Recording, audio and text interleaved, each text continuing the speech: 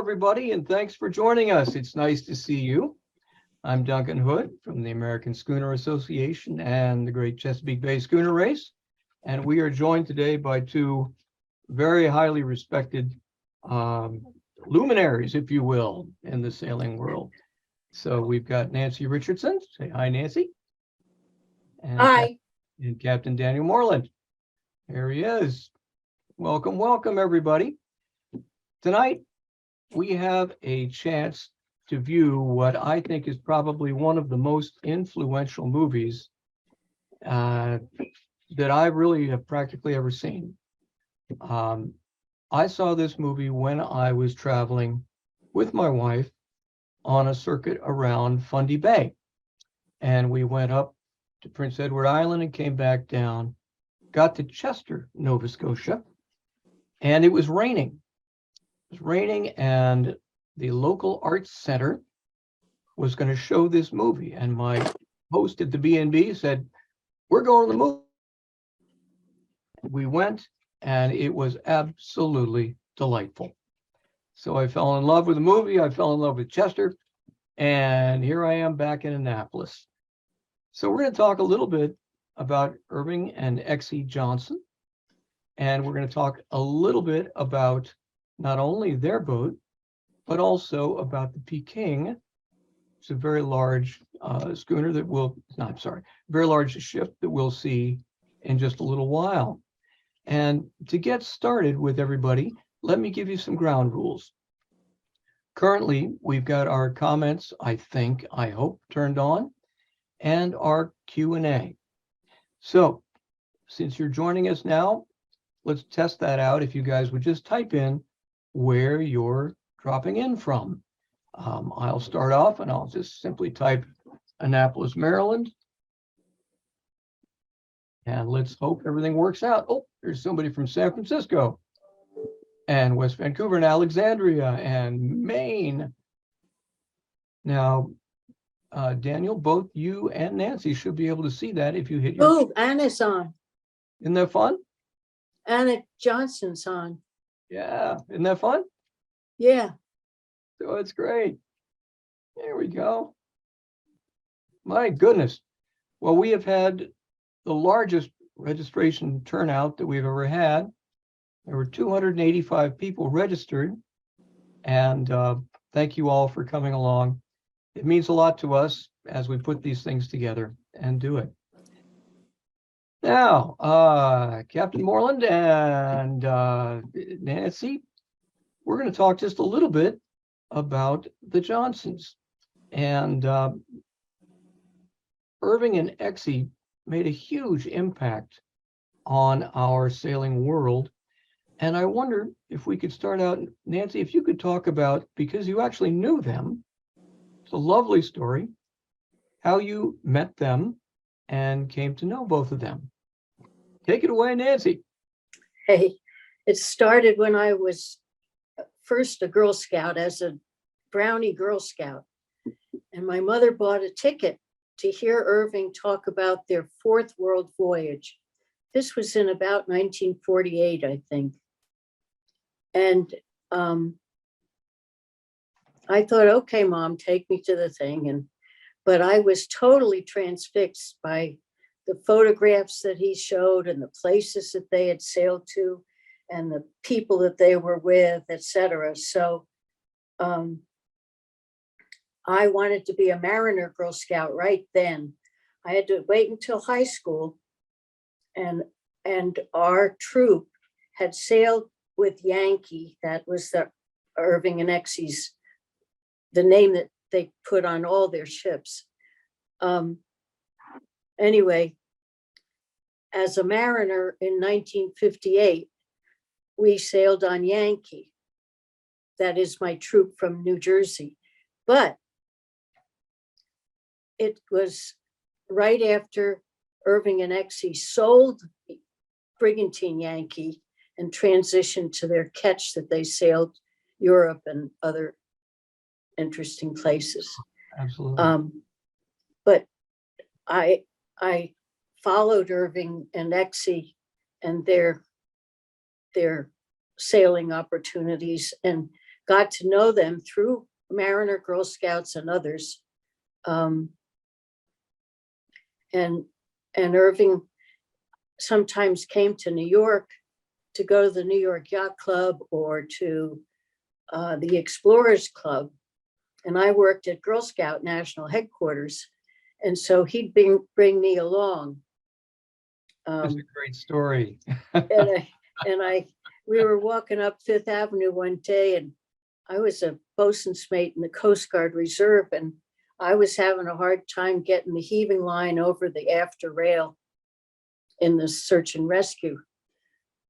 So he put his arms around me on the curb on Fifth Avenue and showed me how to lean down and then let go when I was pointing at my target. So I can claim that Irving had his arms around me when he taught me how to throw a heaving line. He had a wonderful sense of humor. Well, and he was a very powerful. They went around the world, and they started really a lot of these charter type things that now we kind of take for granted. And Captain Moreland, can you talk a little bit about the legacy they may have left for us? Well, I think it's impossible to overestimate their legacy, because I think there's you could spend hours on this, try to encapsulate it. But there's organizations, ships, institutions, particularly in the Western Hemisphere, that don't even know that they're subject to that legacy. But I would describe, while he trained in the sunset days of the Age of Sail, which was a very powerful experience, you could easily also describe him as one of the first of the young Turks. He broke free. He and Exie were a partnership, and they did an amazing thing. And I think what's amazing is that what they didn't go to focus groups. They didn't ask, they did what they wanted to do, and their audience came to them, whether they sailed with them or whether they came to lectures or saw movies or established SEA or any other number of 100 other things. And so the Western lexicon for sail training and sea experience is deeply founded in the Yankee. Now, even if they don't know it, it's deeply founded in the Yankee. So the legacy, it's sort of like the Beatles legacy. People say, oh, I wasn't influenced by the Beatles. Oh, you wouldn't even be a group without the Beatles. You don't have any idea, so, and likewise. So it sort of it's beyond consciousness. So what they did and what is so intriguing is we hang it on things, 7 around the world voyages, great seamen, this and that. No, passion for life. They were dedicated to their life, and that is extremely attractive. And we all want that. Everyone wants to have that passion and that certainty in what you do, and that is compellingly attractive. But and that's what they did for their entire lives, individually and collectively and together and apart, and that is a very powerful thing. It included, components of being a master pretty much in all his crafts. Yes, he was a great seaman. Yeah, you have to be to do that crap. Come on, you can't just, that's not a play. But he was messaging, getting an audience, getting the platforms you needed to get your message out. And these are not small things. You can't just simply be a great seaman. You have to also, the voyage is not a small thing. You're a year and a half. You're going to find out your weaknesses then. That's not a 2-week thing where you can tell the same three stories as you told last week. This is a very huge thing. And and I would expand on those kind of themes to go on at length. But I think that we need to remind the next generation of how significant they were. But us growing up, that there was a passion for them. Everyone knew them. Everyone heard of them. People who didn't sail heard about the Johnsons and their world voyages, and they attached enigmatic value to it, and beyond their ability to explain it, which is fine. That's beautiful. I think so. I mean, you can go on at great length, but he and they together, pursued those things that would allow them to accomplish this. It wasn't dumb luck. Irving particularly set out to become an accomplished mariner, and Exie is no slouch. She's often, she was the one that held. No, she was a crackerjack mariner too. She was very often the only watch officer that wasn't seasick or poisoned by fish, and she held it together. But she did milk and cooking. No. Exie she had a lot of iron in her soul, and she was a crackerjack mariner. Excellent point. But they were a team, and Nancy, don't think they were. I see you nodding, Nancy. Absolutely. also yeah, part of yeah. their legacy, and I'm sorry, I don't know how to do this any other that's way. This is my card for the Topsail Youth Program. The twin brigantines are named Irving Johnson and Exie Johnson. And I got to ask Exie if we could name the ships here at the Oh, LA is that right? Maritime Institute after them. And we sail with thousands of kids from LA who often say they've never seen the ocean. So that legacy is carried on in their name on the ships that are very similar to the brigantine Yankee in the 50s, 40s and 50s. Yeah, how wonderful.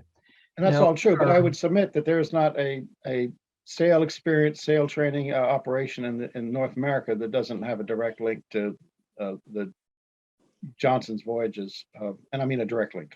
So Yeah, that's a big deal.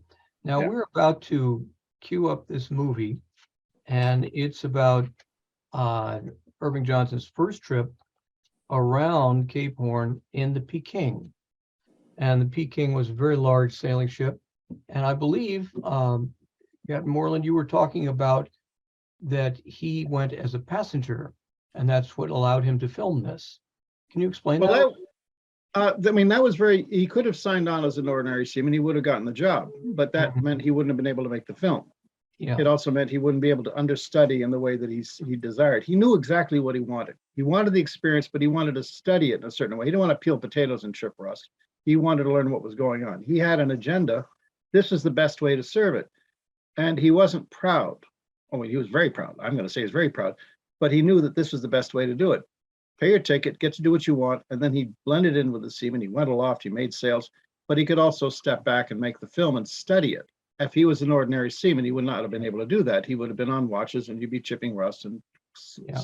Yeah. And this is the thing to do is, go ahead. Yeah, and he had a friend with him so that the footage of Irving hanging on to the edge of the sail and stuff like that is shot by his friend. very cool.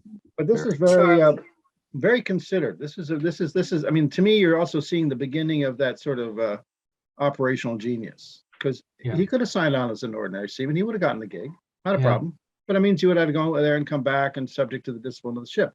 He Well, got to do what he wanted to do. He get to achieve, get out of it what he wanted. Sure. That was smart. Can you describe the Peking? Four-masted bark. She was sort of the classic around the 1880s. She was the big steel ship, 2,400 tons. The largest, the Sea Dove, the cruising stern are like her today. They're similar.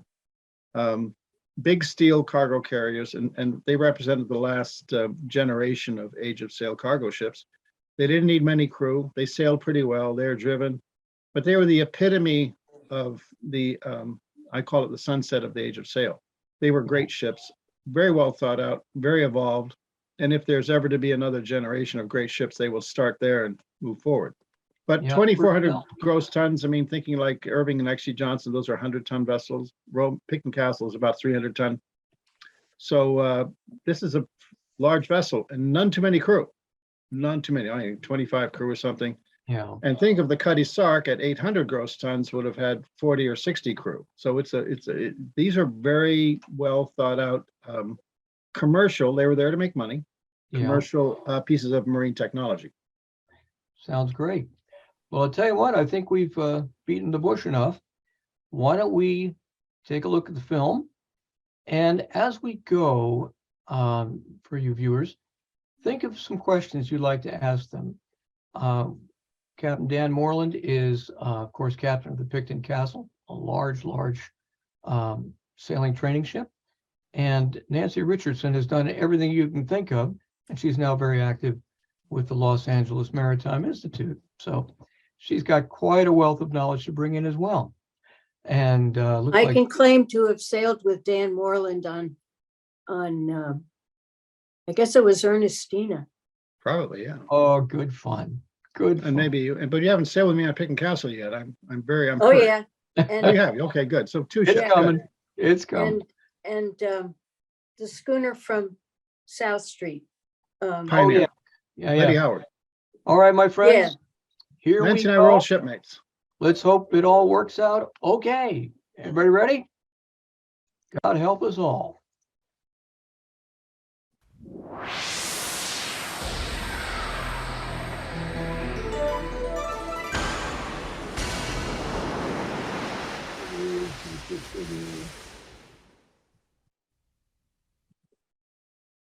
Go. Can you hear okay?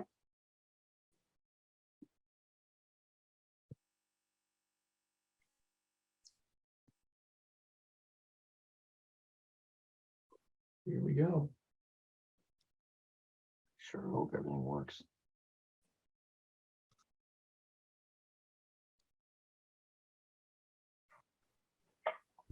I grew up on the farm in Hadley, Massachusetts, and here in the attics we found these old bicycles. This is a bone shaker before they discovered the chain and the sprocket and so forth. And I'd kind of trained on this sort of thing here. We found a lot of super high wheelers too with enormous wheels. This is made for a racing bicycle for a tall man. I can't reach the pedals all the way down. But I'm getting trained for Cape Horn, and this is one way to do it. When you put on the brakes, it's a disaster. But with a strong neck, I'm still alive and ready to climb up something that I could find on the farm nearest Cape Horn, Mass. This pole is rotten at the bottom, but it won't fall down on account of the wires. I'm swaying now, making believe I'm off the horn and getting ready for that sort of thing. But this is a kid with a one-track mind, if I ever saw one, just standing on his head to make sure he'd never be scared, as he's been reading about in the books by Jack London and so forth. I thought the books by London were factual, but they're fiction, and they had a fight on every other page. So I trained and trained. I became a wrestler, jiu-jitsu expert, acrobatic expert, and therefore never had a fight on all the voyaging I've had years later. I got ready for it on the farm before I'd even seen salt water. But now we're off for adventures, great sailing adventures aboard the Peking, and this enormous four-masted bark carrying 5,300 tons of cargo. She has 32 sails over an acre of canvas, and she's an immense, the largest sailing ship in the world at the time by about 5 tons. Those 3 lower sails each weigh a ton or more when they're dry. When they're wet or full of ice, no one knows what they weigh. But she's carrying 5,300 tons of cargo, plus about 3,000 tons of ship. That's 8,000 tons, sailed entirely by human hands. There's no motors, there's no winches, there's no switches, there's no lights, nothing but human hands to power this entire vessel, to drive it 11,000 miles where it doesn't want to go, the wrong way around Cape Horn. I've gone aboard now in Hamburg in the winter times, cold dust and soft cold smoke and smog all over the place. And the North Sea in the wintertime is a horrible place. We stayed there week after week until this greatest storm of the century came up on Friday the 13th of December 1929. This storm wrecked 68 ships along the coasts of Belgium, Holland, and Germany.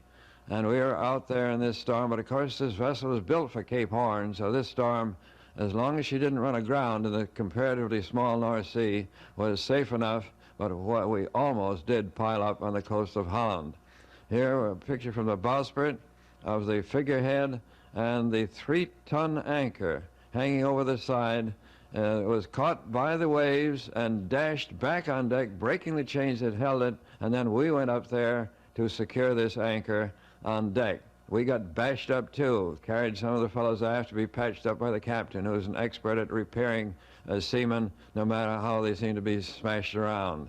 And imagine the tonnage of the water smashing, bashing to catch a 3-ton solid steel anchor and throw it back on deck.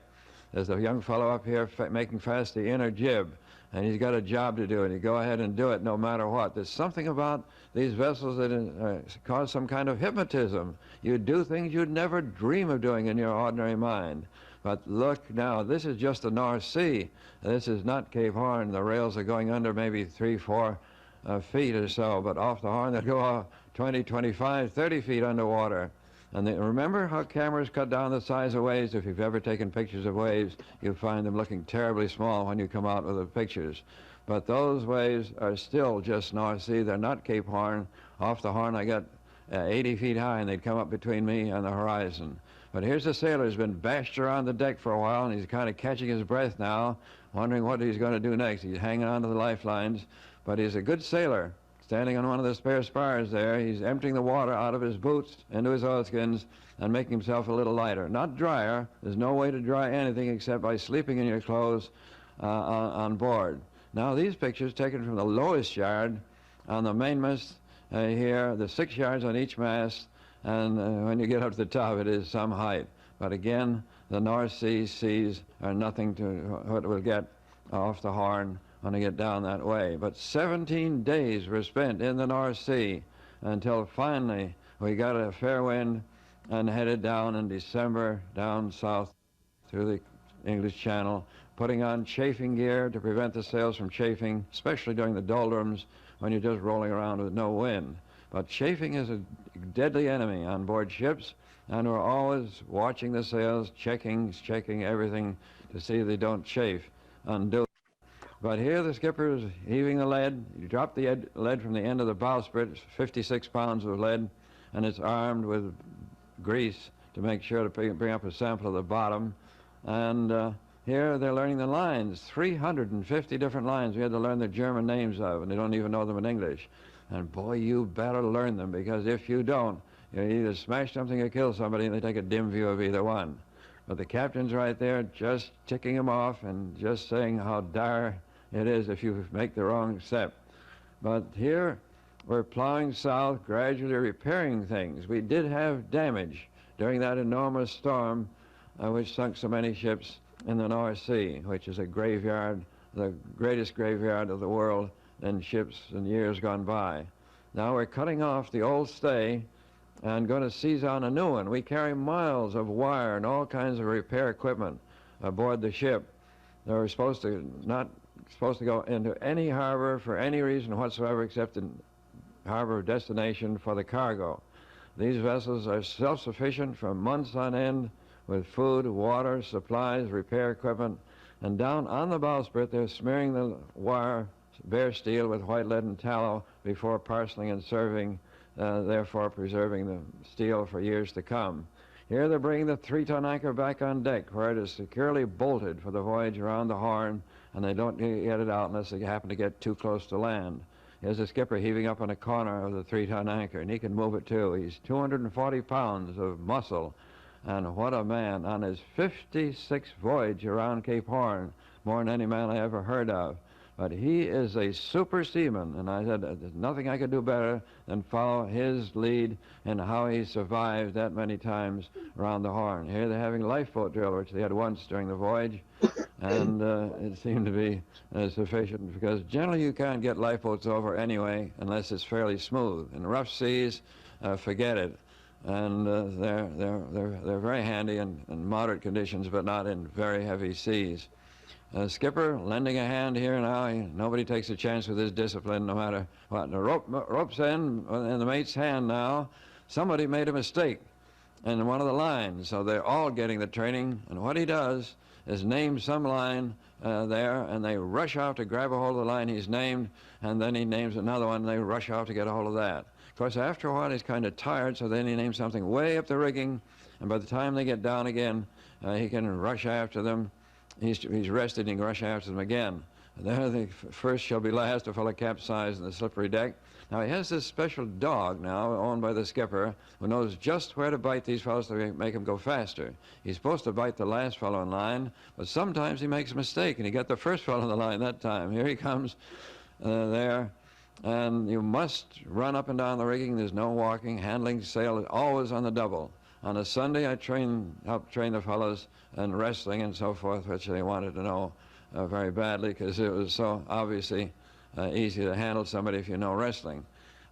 Pictures taken now from the end of the foreyard. It seems I'm almost off on another vessel.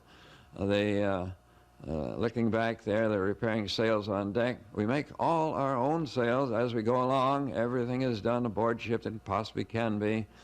and so they can repair the ship. And generally, she looks better coming into port than she did when she left, especially on deck. Over the side, of course, the rust streaks are impossible to get at while you're on the way.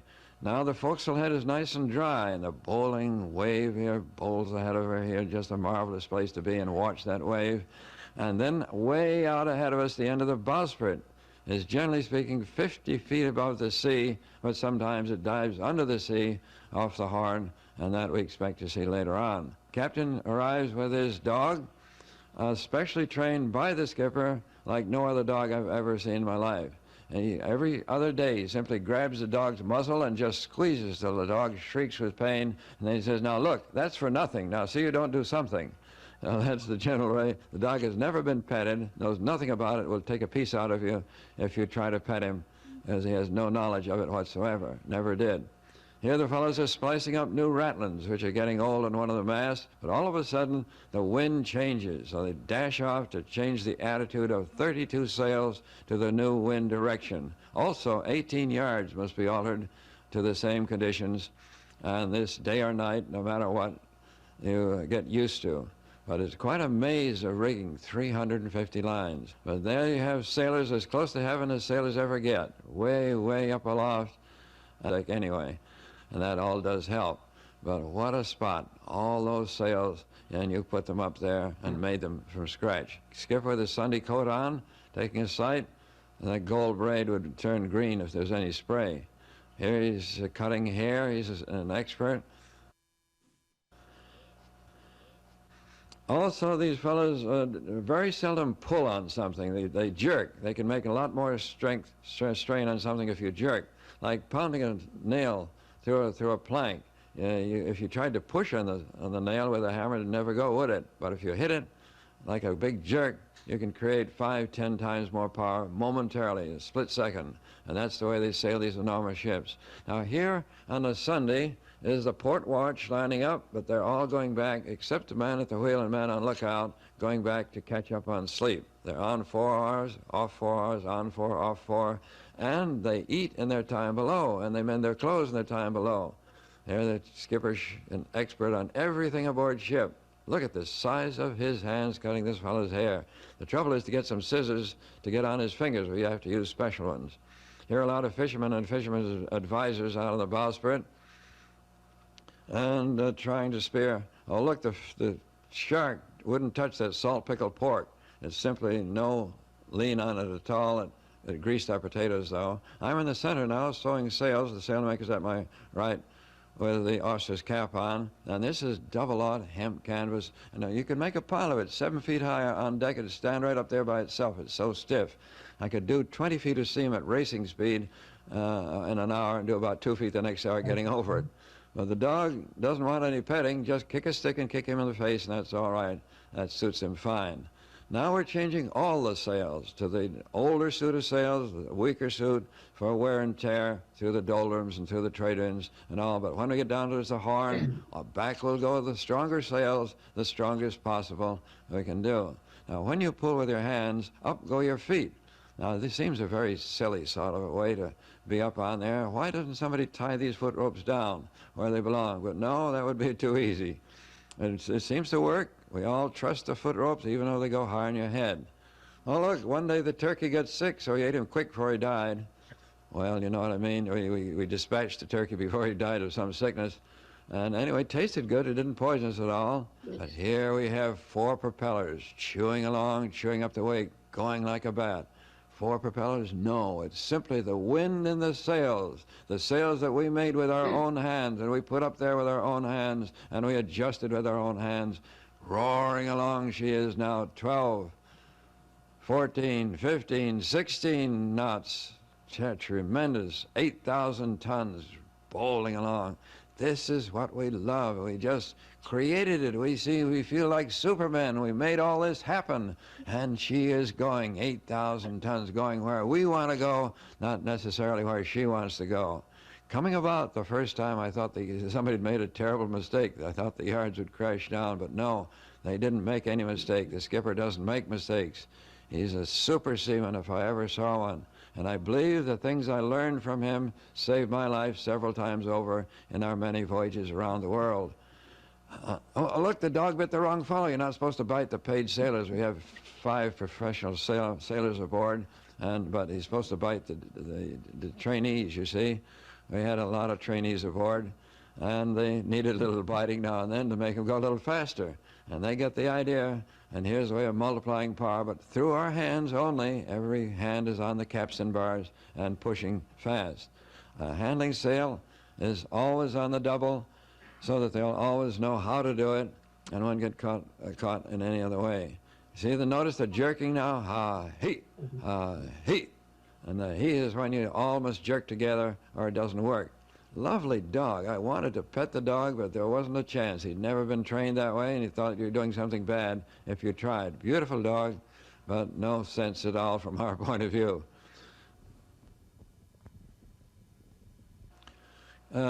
Charlie at the left there, a special pal of mine, he's tearing down the rigging, and of course when you do that you become kind of a mess. Now he is positive that I wouldn't waste any film on this kind of a business, but he was a little mistaken, and he had trouble when he showed this picture to a Sunday school later on. Now these sails are becoming bleached and just beautifully white, bleached and cleaned by the rain, and there's no pollution out here whatsoever. But you should see the safety regulations they have on this ship. You know, they never heard the word. Safety, what's that? Take care of yourself in every case and you'll be all right.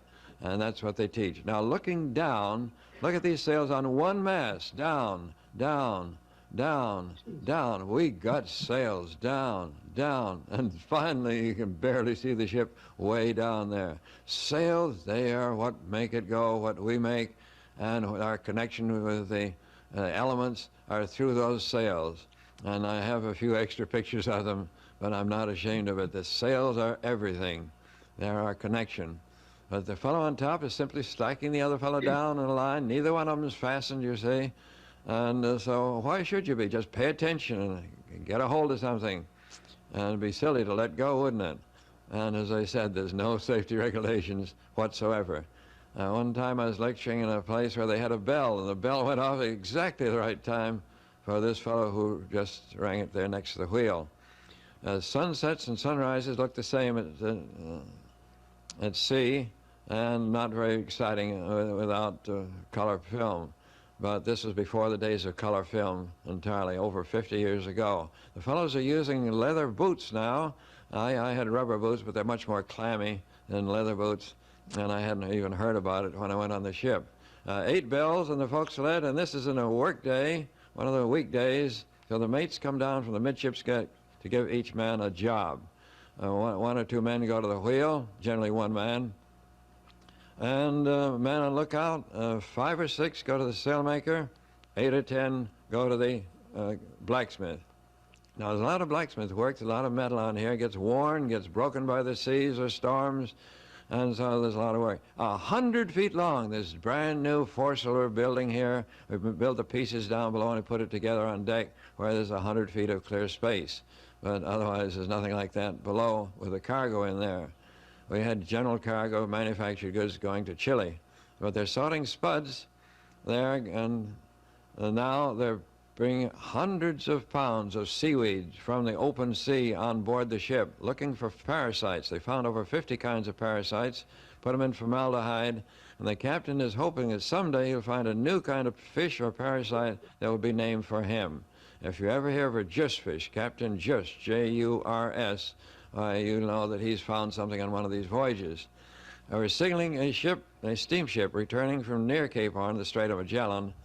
They had a shipwreck, and they're bringing back the survivors. The Strait of Magellan is some 250 miles north of Cape Horn, and is a strait not nearly big enough for these big sailing ships. Here's a 13-foot jellyfish, the biggest I've ever seen. I suppose you might be killed if you dived into it. I didn't want to try.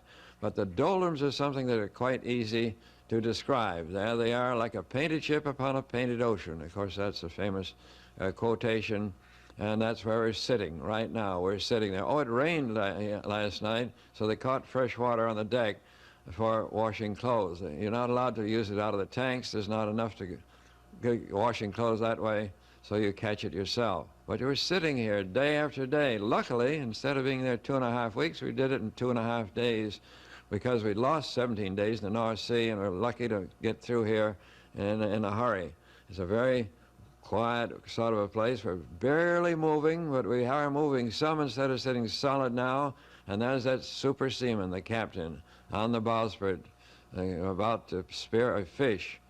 And you know how the light rays bend when you look down in water? And you have to throw the spear where the fish doesn't look like it's there at all, but he's been doing it for years. I just couldn't seem to catch a fish this way, and he did it nearly every time. But he has been at it for ages. We'll have that to eat about 20 minutes from now, fairly fresh, I'm sure, and it'll taste good. But now they've just sewn the chip log over the stern. There's a gadget on the end of the line which doesn't slip through the water, and it unwinds the line from the reel. And when the first knot of the line runs out, the mate will holler, turn. The boy with the hourglass turns, and in 14 seconds, when that sand runs through, he'll holler, stop. The mate stops the line, and having counted the number of knots that ran over the stern during that 14 seconds, and that'll be the speed of the ship in knots or nautical miles per hour. I'm at the wheel now, there's another boy standing by. The worst thing you can do when you're at the wheel is get her aback, get the sails, the wind on the wrong side of the sails. It takes the whole gang about half, three-quarters of an hour to get her straightened out. It's really a mess, and everything is all going the wrong way.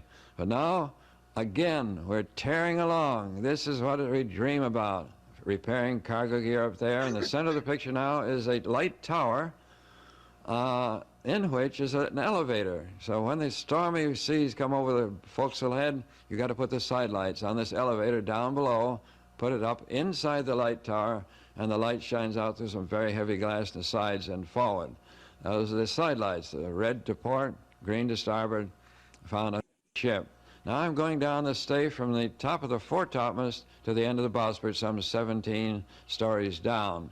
And of course, you're not supposed to use your legs for gripping the stay. If you do, you'll wear out a brand new pair of dungarees in one trip down. Simply hand over hand up, hand over hand down, and no sliding. That's only done in Hollywood when they get something special on their hands. No sliding. That is absolutely not only frowned upon, you just can't do it with any skin left. Now, I read about a fellow, again, I didn't know whether it was a truthful book or just a novel of some sort. And a fellow came down the edge of sail, so I gave it a try. Another fellow got pictures of me, and I found I could do it, even though I had to hold the fingers straight and thumb straight and pinch the canvas between the ends of my fingers and thumb, a most insecure feeling, but it did work. And when he showed these pictures, the captain back in Hamburg, he said, that was not done. I don't know how I figured he got the pictures, but it wouldn't have been done if he'd seen it, that's for sure. But I tried these things I found in books, and many things worked. We're getting down towards the Horn now. Things are getting a little rough. If he drops that food, he won't get any more, so he has to watch it very carefully. We also are putting up nettings above the bulwarks to strain the sailors out, like fish nets and so forth. The bulwarks are maybe 6 feet high, but the seas go right over them. You see the netting there at the right now? That saved many a seaman being washing around the deck with his waves go through the net, strains the sailors out. Here they're filling the fresh water tank in preparation for Cape Horn, because some of those days you can't get buckets of water. You'd think they'd put a pipe from the pump right into the tank, but no, that would be too simple, I guess. We're off the Horn now. We're here in a fog and practically no wind. Now, this happens much more often than you think, no wind. But fog, just occasionally, and they always send the dumbest fellow on the watch up here to crank the foghorn. It's not so loud enough to be heard at the stern of the ship, sort of a wee, wee, wee, wee, wee, wee, sort of a thing, but you got to keep it going according to law. I'm disgusted with the weather. I came all these thousands of miles to get a big storm off Cape Horn, and here they're repairing cargo gear on the deck with no wind at all. It is just sitting here, and the sails hardly fill. We're being drifted back by the current. They're going the wrong way. We're trying to go the wrong way around the Horn. Of course, east to west is noted as the wrong way.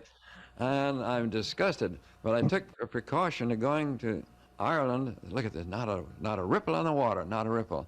I went to Ireland before going on this trip to the Giant's Causeway, where they got a wishing seat and a wishing spring. I drank from the spring, I sat on the seat. I wish for some A1 first-class storms off Cape Horn, and look what I get. For a week or 10 days, nothing more than a couple of mile-an-hour breeze, flat calm here. and even though I'd made all these wishes in Northern Ireland. But finally it came. It had to eventually, and came up with a big blast, sent us scurrying to the sails. There's 40 men furling one sail, the foresail here, and they're not up there playing tiddlywinks. There's 20 men out on the starboard side with body and soul lashings on, and 20 more men out on the port side, body and soul lashings on, because the buttons are not strong enough to hold your oilskins against the storm. Winds getting up over 100 miles an hour later on. But you put lashings around your waist, around your ankles, around your wrists, and around your neck to hold the oilskins on, not to keep dry, but to keep a little bit warmer in the blast of freezing cold air. Snow every month of the year. We got snowball fights around the deck. The two fellows just coming into the picture at the right here now were washed overboard on the way home. That means 2 empty bunks, and nothing is said about it. It's all very quiet.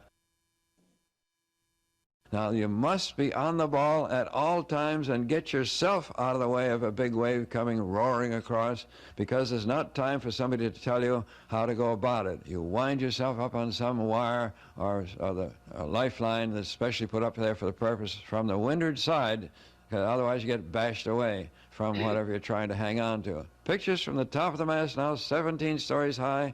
And when I showed these pictures in London, I lectured to the Honorable Company of Master Mariners, where every single man in the audience was a square-rigger skipper or retired. And they said afterwards, not a man in the audience, and we represent 3,000 to 4,000 times around Cape Horn, has ever seen that much water across the deck of a vessel that has not sunk.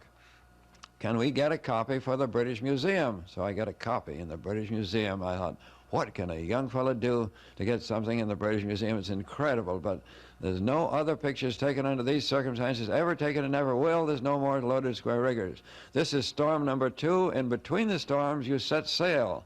And you're going to see the ocean down here in this third storm looking like the bottom of Niagara Falls. The whole water just blowing horizontally now. You can't sit down. It's blowing so fast. You're up over 90 now, and the next storm will bring it over 100 miles an hour, just screaming, 350 lines, screaming like you're torturing animals to death. The noise is fantastic. Setting that force, you saw 40 men furling. A bundle has been caught there. But in between the storms, the wind goes down off into an absolute flat calm. It makes it a very difficult place to sail around, but it's not all storms. Nobody writes about smooth water. What is there to say about it? No wind, period. Now watch this. The bottom of Niagara Falls looks exactly like you're going to see it here in about 3 or 4 seconds, because a tremendous open part of the sea is shown just tortured. Look, tortured, just like the water coming over Niagara Falls. Look at this, the open ocean. The forces involved are fantastic. There's no words that I can use in any language that'll tell you what it's like. If you've been there, that's the only way you'll know, because the forces are beyond anything you've ever experienced or thought was possible. Our lower topsails are built to stand any storm, and yet we had trouble there too. But the screaming is beyond belief. You'd all get up and get out if you had that noise of that caliber around here. And oh, she is really pumping and straining. The noise of the vessel when you're down inside, groaning one piece against the other, you'd think it was coming apart. But it's built for Cape Horn and was not about to come apart. But oh, how the chafing and wear and tear, not only on the ship, but on the individuals. The lookout on the deck is back here amidships now. And I'm holding the camera steady with the ship. This is not the way to take it, but I tried it out to see what it looked like. It looks like the ocean is running around. The ship is staying still. Every bar taut line is just quivering and screaming. And the lookout is back here. Now, I'm on top of the chart house. And now the camera's held steady with the horizon, which is the proper way to take pictures. But to get pictures from down here, when a rogue sea may wipe you off, is just asking for trouble. And boy, trouble came in a big way. All of a sudden, I was afloat with a smashing crash. Couldn't even shut off the camera as I was knocked galley west here. And oh, look at her roll. But that rogue wave just had my name on it, and I came within 1/4 inch of getting smashed. There she goes, smashed up completely and over the side there as I washed off the top of the chart house. But that's the kind of thing I'm dying to get pictures to show my mother, father, brothers, and sisters what it's like off the Horn. And this is the nearest to it we've ever seen. Look at that one. Well, that's what I see happens when it comes a little bit aft, and then you get 2 seconds of pictures and you're finished. You're underwater again. The camera had been underwater 100 times. It was not made for that. But, oh, here's one of the greatest sights, a main lower topsail carrying away. Now, in the edge of the canvas is a wire the size of your thumb. And the steady pressure of the wind just broke that wire. How, I don't know. But that sail is not supposed to be taken in ever, so they've got a preventer sheet out there on the end of the yard that's got to be unshackled before you can pull up what's left of the sail, and then they must all go up there and furl the pieces. You save everything, even little 5 or 6 inch strips of pieces of marlin. You don't waste anything on these ships. And if the fellow who goes out there to take the shackle off the preventer sheet gets touched once by that canvas, he's dead.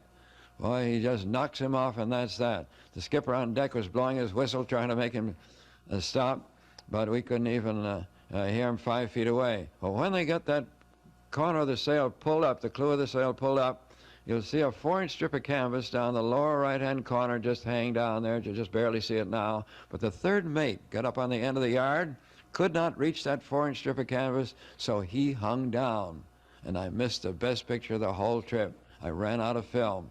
He hung down by one arm and one leg from the foot rope, and just then a squall came and the ship rolled to windward, and that man's entire body vibrated just like those sails. Just the whole body just flapped, just like the sail.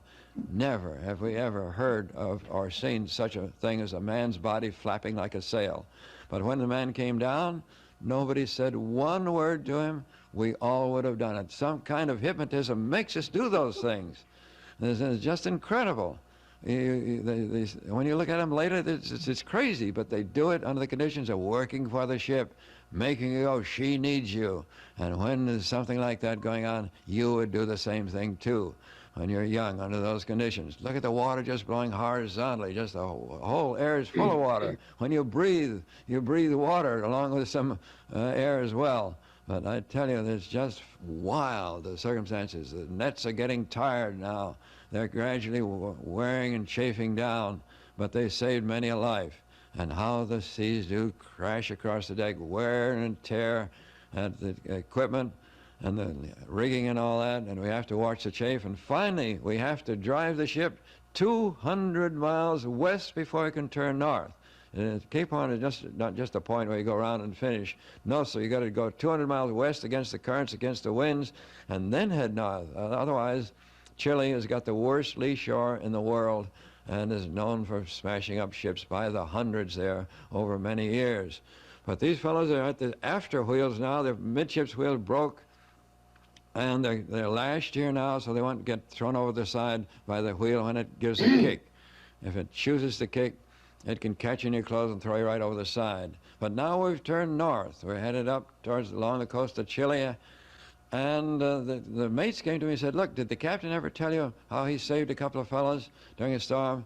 No, tell me about it. Oh, he said he doesn't want anybody to know about it because he deserted his ship. But what happened was this. He saw somebody washed overboard forward, and he ran to the stern, grabbed the spanker sheet in one hand, and jumped over the stern into the boiling cauldron under the stern during a storm, grabbed the man's hair as he came by, and we pulled him back on board. One hand on the line and one hand of the man's hair, and he did that twice. Now, the reason he doesn't want anybody to know about it, and in fact it's never been in print, is because a captain should not desert his ship. And here he goes jumping over the stern, but he's a Superman.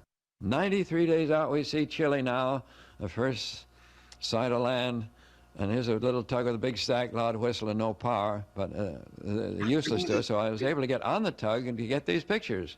Looking at the bow of the Peking, coming in now. Oh, all my still pictures were double exposures. Luckily, you can't do that with a movie camera. And there you have the ship sailing in proudly. Oh, the vessel that we fought for, that we went into danger, that we got bashed up on, that caused such agony, cold, wet, sleep in your wet clothes, no other way to dry them. But that's the vessel we fought. Why do you do it? For cargo. Cargo is king. The only thing that's dry on that ship is the cargo. And if you don't bring in dry cargo, you might as well stay at home. So cargo is cared for absolutely. The seamen must take care of themselves. But what a voyage. What I learned there that saved my lifetimes and the future. Watching every detail, making sure it's right ahead of time. And that captain really is a magnificent example of a seagoing character. And they developed the most efficient carrying of cargo under square rig of anybody in the world. The Flying P line. All the ships named with a P for the first letter, and they were in what's called the nitrate trade from Chile to Hamburg, backwards and forwards, and the skipper done it 56 times. Now for the last time they're putting in a harbor furl here, and I was disgusted. There's no tug in the port that could pull us up the harbor. The captain had to beat the ship up just as if it was a private yacht. Beat the ship up the harbor, all 8,000 tons of her after 11,000 miles of struggle. But he was used to it. That's the only way he's come in all the years he sailed, beat the ship up the harbor on his own power. Up aloft there, fellows. You only got 17 stories to go. Hurry up on the double. That's right. And what a voyage this was. Here's the upper Togansel yard coming down. Half the yards, you know, come down and have to be pulled back up again. Great big steel yards, all by hand when you set sail again. 9 of them come down. Here's the foresail being pulled up. This is the one you saw 40 men beating the ice out of it there off the Horn when they finally got some wind. What a magnificent thing to come out with one of the best storms going. The captain agrees that was a #1 first-class storm, the like of which is seldom seen even off the Horn, that #3 that we saw there, and I was there with a camera to get pictures of it. How lucky can you be? And now as we come in, upper topsail yard coming down, it's 92 feet long, bearing about 5 tons, and somebody will be pulling it back up again eventually. But lending a hand now, the skipper, what a hand. I tell you, 22 turns. You know, normal yacht has 3 turns. This has 22 because it's enormous size and weight. Down goes the anchor, the last bit of film, except for one shot of furling sail. And in Talcahuano, Chile, 93 days out. There's one shot now of putting in harbor furl. The mate sat down there the first time I've ever seen him sit down at all. It was about 30 seconds, though, and he's busy again with the ship's detail. But why do they sign on for all this misery in some cases? Well, they kind of forget about that. They think of the thrills, but mainly they think of this sailing along as the sun goes down in the trade winds. Oh, it's absolutely lovely. That's Cape Horn as I saw it. Thank you. Wow. Is that fun or what? Oh, goodness gracious me. In in the book that I have, the Peking around Cape Horn, Captain Johnson wrote to Nancy Richardson, who would have loved this voyage, Irving and Exie. Wow. I love watching the film, put it that way. Just amazing. It's just amazing. You know, we are so used to our creature comforts now, and we're used to GPS, we're used to electricity, we're used to diesel power, and it's hard to believe it was not that long ago that things were like that. What do you got there, Nancy? This is a glass there, that's better. Irving and Exie's grandson, Matthew, created this etched brigantine in glass several years ago, right after Irving and Exie, the brigantines were launched. And he used to call us and say, I don't know, the preventer doesn't look as if it's at the right angle. Where do you secure it?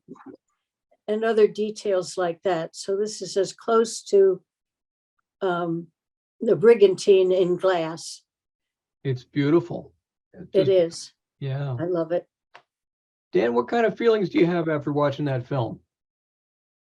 Well, a lot of them. Matthew sailed with us on our first world voyage, and he was a good shipmate.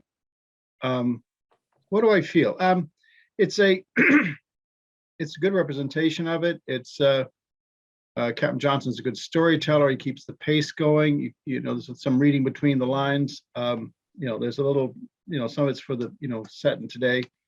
But to say there weren't any safety regulations, it's true. There weren't external ones, but there were a lot of internal ones, and you did not do certain things. Right. Although I think climbing down the leech of a square cell, he would have gotten pretty seriously busted for that had he been noticed, but he wasn't. Very strong guy. Do not try this at home, children. Yeah. Regardless of the regulations, you know, you have to be very strong to do that, and he was I physically can't very imagine. strong. So, I mean, it's evocative of the era. It's evocative of that transitional time. You know, we have to understand that in that latter period, there was an adventure element kicking in. So why do these guys do it? Well, they did it for a bunch of reasons. I mean, this is the 1921, you know, after World War I to World War II, you needed sea time to get second mate's licenses. That was, and you had to have sail sea time. This didn't really end until the 1950s. So there was that motivation. It was a hell of an adventure. It was. You know, now it's primarily adventure experience or character development or what you might call it. But then it was like, this is a pretty cool thing to do even then. But that was also true of Richard Henry Dana's day or Jason and the Argonauts. This was a coming of age thing. This is nothing new. This is very, very old. It's also very current. So Richard Henry Dana, Harvard student, he did the same thing, wrote a book about it. You know, a lot of the same stuff. The ship is a little bit different, but the same overall thing. A westward bound trip around Cape Horn as a crew on a square rigger. Yeah. You know, And, you know, in the phrase of the day, to make a man of you. yeah, Captain Moreland, what struck me last time we had a conversation is, you know, you said to me that most people who do sail around the world do it once. They come home and write their book. And we look at this captain here who's done 56 times around. Holy tamale. And you yourself have been around the world how many times? 8 Yeah. times. Well, this was a skipper was 56 times as a commercial captain around Cape Horn. You know, Peking Castle, we've done 7 around the world voyage. I did another one as mate in the Brigantine Romance years ago. We're hoping we're supposed to sail pretty soon for another.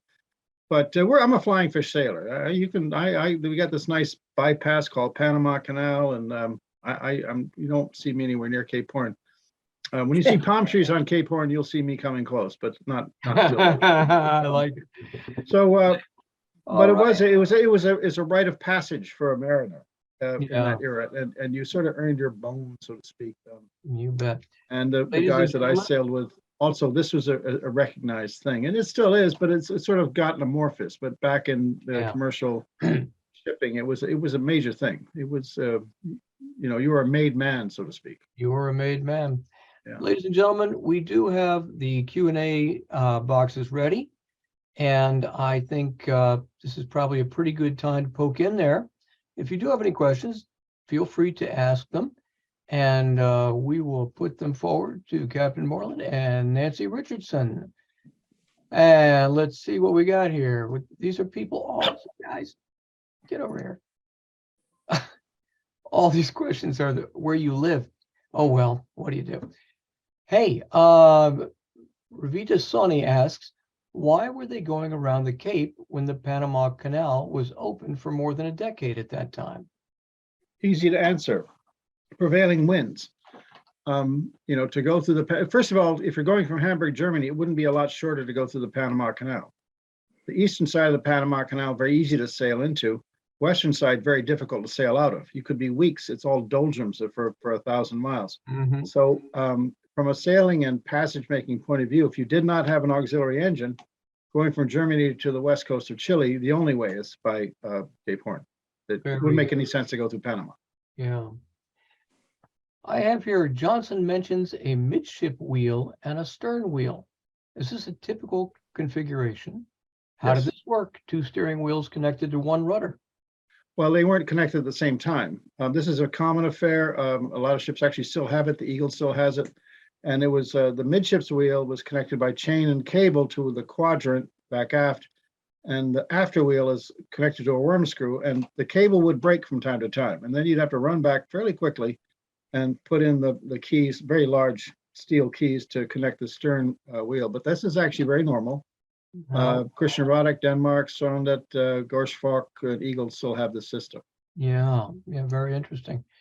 Oh, here's a nice one. Jennifer Adrian wants to know, did the dog survive?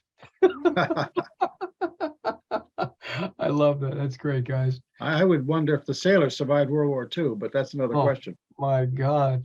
Are movies still being made with tall ships, and how can one get involved if you have both production and tall ship sailing experience? That's an interesting question.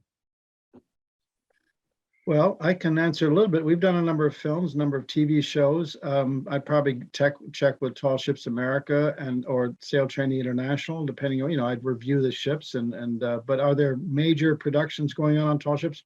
Rarely, Yeah, from time to time, rarely. We did a Mark Burnett show. We've done a couple of films, some TV shows, but they don't, you couldn't make a living off it. They just happen from time to time. yeah. How many Captain Rods can you make? I mean, really. Nancy, How many which? That was a good show. great show. I love that show. Yeah. We've had a few scenes and a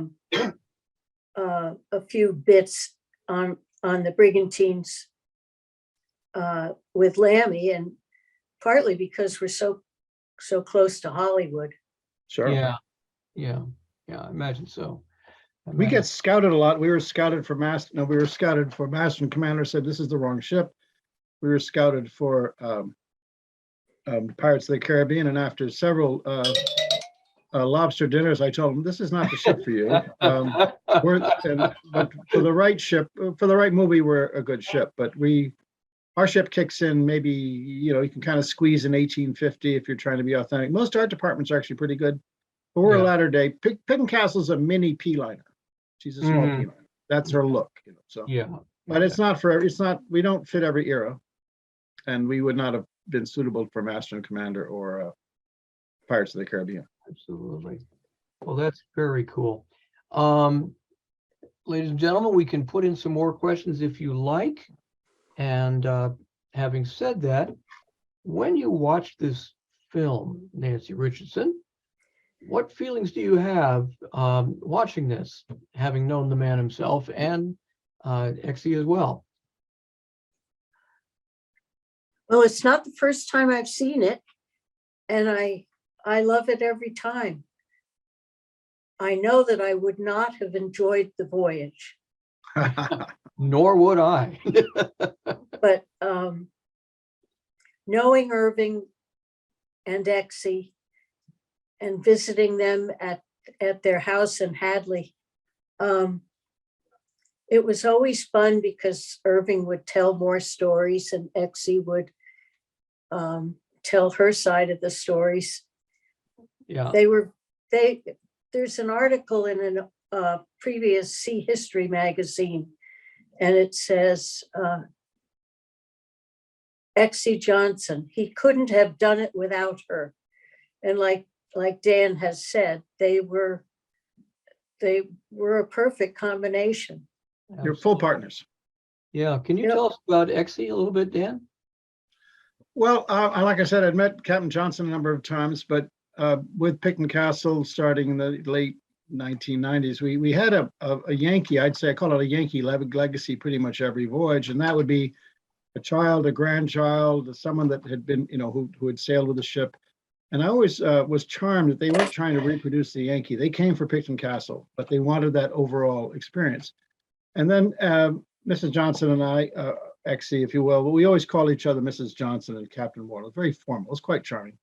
But we'd correspond and we'd write a lot of letters back and forth. And she visited the ship one time. We're having lunch, and I was charmed by her steel, if you will. Really? She was a powerful person. But one thing I loved, and she had a way of, and you can see it in the books. You can read it in the books. It's sort of this very soft answer. There's nothing soft about it. So we're having lunch on Peking Castle in the Salon, and I said, Mrs. Johnson, because we're a sail training ship, our program is the ship in the sea. We don't do anything else. We don't do history or, we're about the ship in the sea. Very similar to, what I think the Johnsons would have liked. And I said, Mrs. Johnson, did you ever get the question that, what was your program in capital P and in parentheses?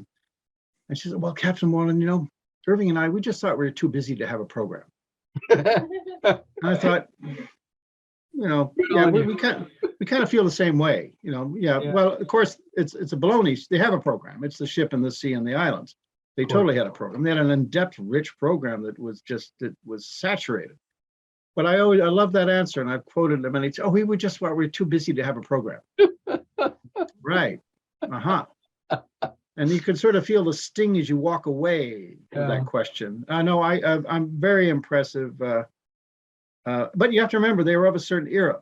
It was sort of in the 50s when they sort of wound up the Yankees, the brigantine. It was sort of the convention that the guy was the macho guy and the woman was the homemaker. And yeah, I mean, Irving was a strong guy, but so was Exie. And Irving was softer than portrayed, and Exie was stronger than portrayed back then, in my view. That's my opinion. Yeah. But there was no slouch. When everyone else was sick with fish poisoning, Exie and the cook were steering the ship in a gale of wind. And God bless him. Yeah, that's no small stuff. Right. Yeah, go ahead.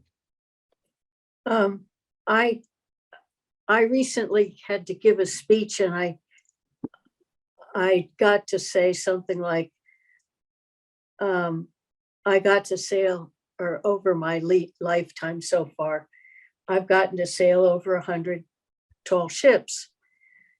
But I like to say we can count ships, but the ships that count are leadership, stewardship, friendship, and teamship.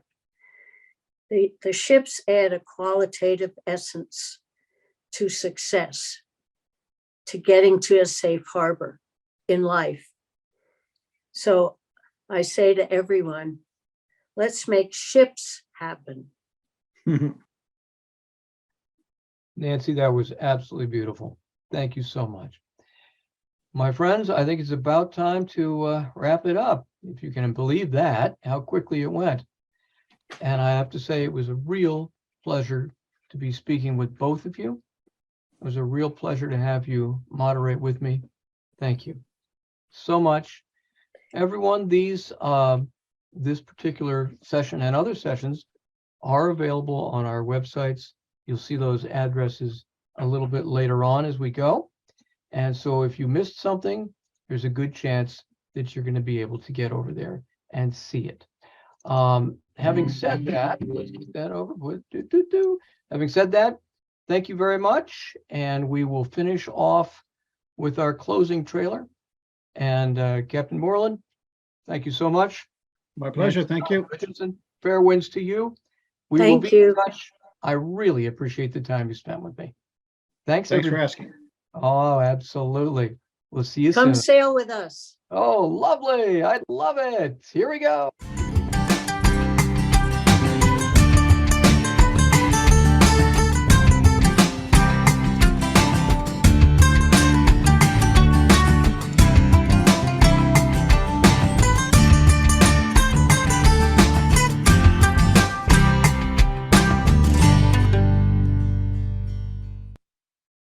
Thanks, everybody. Have a Yes, great sir. Take care. See you Thank later. you. Bye. Bye.